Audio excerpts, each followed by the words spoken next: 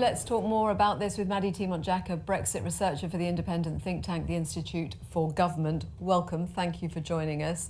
Well, that was quite stark there, Norman saying endgame for Brexit and also Prime Minister's premiership potentially. How do you see events playing out? I mean, this timetable has been put out there, but we've had lots of timetables, haven't we? And they keep not happening or not going as the government might have anticipated. Yeah, completely. Obviously, the government has decided rather than try and hold another sort of vote on the deal, they want to actually bring forward the legislation which will implement the deal in domestic law. And it does seem that at this stage, there aren't really the votes to pass the bill. I think what will be very interesting to see is whether MPs accept the sort of initial introduction of the bill and then use it as an opportunity to amend it to try and influence either the next stage of negotiations or influence how the agreement will be implemented. But it does seem very tricky for the Prime Minister if they refuse to even accept a sort of bill when it's first introduced. What do you think about the strategy here?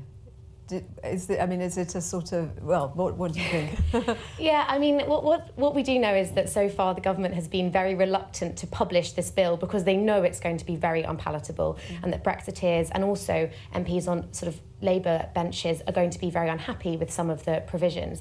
It strikes me that at this stage they don't really have another option, that actually if they are going to try and get a deal through the House before the 31st of October, that this is really their only choice, because the Speaker has already said that he won't allow another meaningful vote on the same deal. So actually this is one way to sort of get round the Speaker's ruling.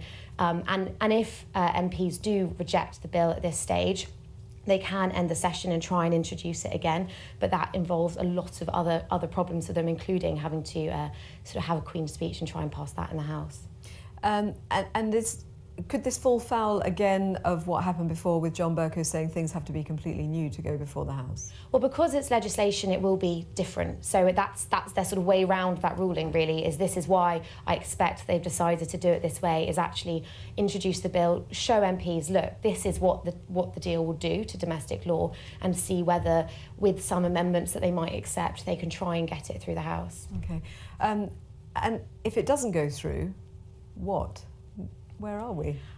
If the bill doesn't go through, then, you know, as I say, the government is in a position where they can end the parliamentary session and start a new one, which will allow them to reintroduce the bill and try again.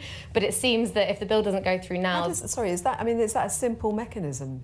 Yeah, so the ruling about not being able to vote on the same thing twice is just in one parliamentary session. Yeah. So there's been a lot of discussion about whether this session is going to end.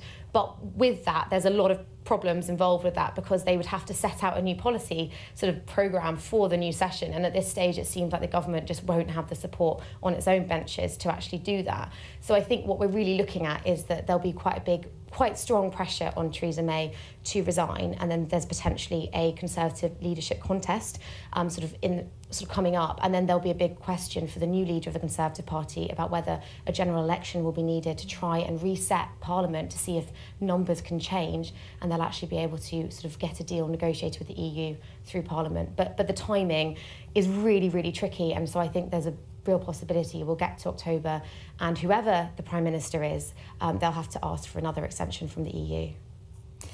Let's see what happens. Maddy Thimont Jack, thank you very much. Thank you.